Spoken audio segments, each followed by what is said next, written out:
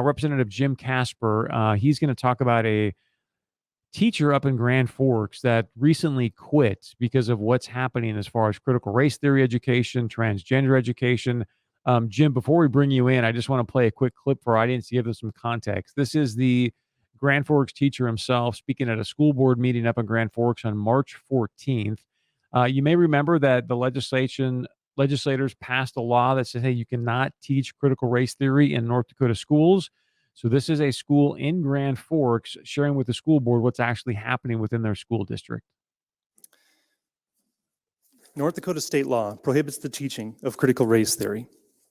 It defines it as critical race theory means the theory that racism is not merely the product of individual bias or prejudice, but that racism is systemically embedded in American society and the American legal system to facilitate racial inequality. So I just want to repeat, we are prohibited from teaching that racism is systemically embedded in the American society. However, on February 25th, South Middle School and Lake Agassiz School teachers received this training. I'm going to show now a video and a bunch of slides from this training. Addressing Race and Trauma in the Classroom, a resource for educators. This resource recommends the following for all educators. Learn about the impacts of history and systemic racism and other forms of oppression. And we would add, teach about those impacts. So, Jim, thanks for sticking around. We got a limited amount of time here. But again, I keep saying, I want to see if you agree or disagree with this. I keep telling people, look, this is why we need school choice, because until you start actually pulling the money out of these school districts, they're just going to basically laugh in your face. Here's a school district blatantly, according to this teacher, breaking state statute. What's the repercussions for them? Is there anything you guys can even do?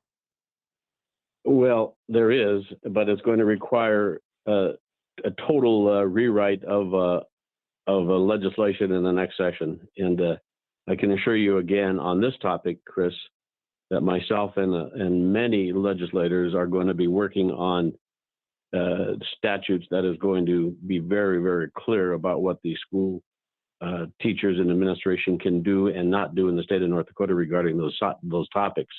I was the prime sponsor of that bill to eliminate critical race theory in the special session in November, and I was happy to see an overwhelming majority of my legislative colleagues, voted to do that.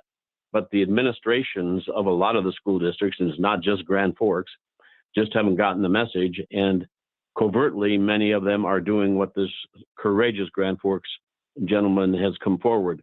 He wrote me an email, and about 5 or 6 other legislators last week. I was appalled what I read in it. I sent it to 100% of the legislators in the state of North Dakota, both Democrat and Republican, reached out to Superintendent Baszler and met with her and her staff on a Zoom meeting last week. And Superintendent Baszler was chagrined, so to speak, because I asked her, are you aware of this? She said, yes. In fact, we have talked to the Grand Forks administration and this gentleman who had made these accusations and made them public.